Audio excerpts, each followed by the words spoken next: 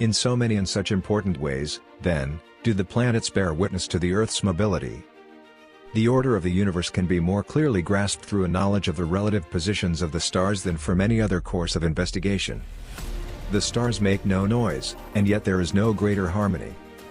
Numbers are the highest degree of knowledge. It is knowledge itself.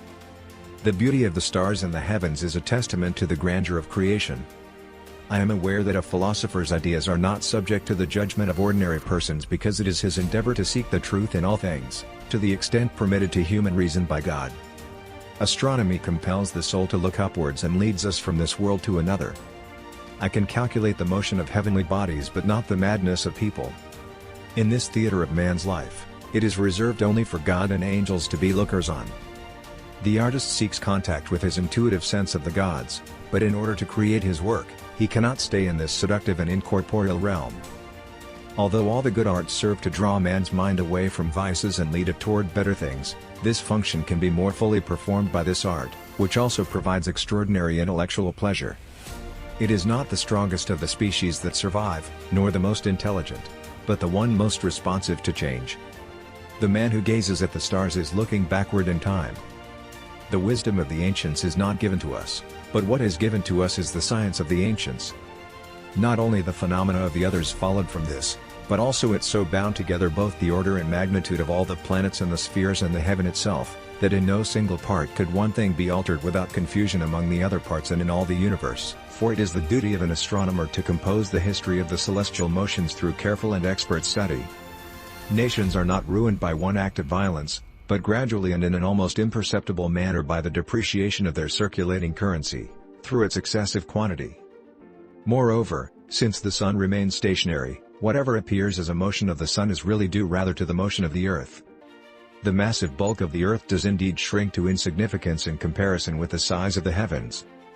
Therefore, when I consider this carefully, the contempt which I had to fear because of the novelty and apparent absurdity of my view, nearly induced me to abandon utterly the work I had begun.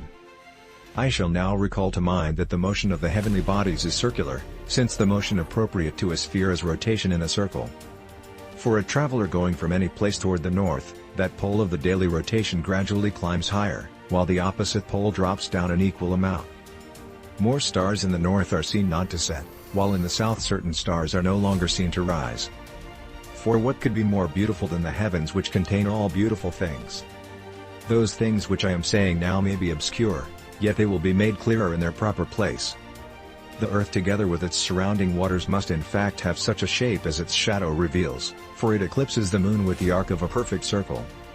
In the midst of all dwells the sun. For who could set this luminary in another or better place in this most glorious temple, than whence he can at one and the same time brighten the whole?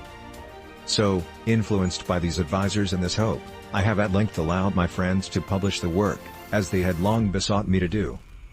Every light has its shadow, and every shadow hath a succeeding morning.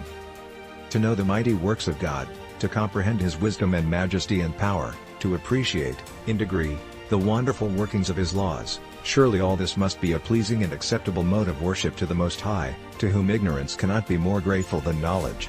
The universe, wrought for us by a supremely good and orderly Creator. For I am not so enamored of my own opinions that I disregard what others may think of them. The nearer we get to heaven, the more we shall know the truth, and the richer and brighter will that truth become. To consider the earth as the only populated world in infinite space is as absurd as to assert that in an entire field of millet, only one grain will grow. Finally we shall place the sun himself at the center of the universe. To know that we know what we know, and to know that we do not know what we do not know, that is true knowledge. To seek the absolute is absurd. It is a search for the non-existent.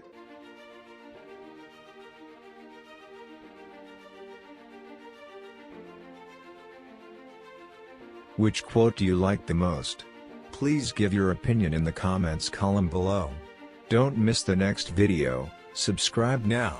Thank you for watching.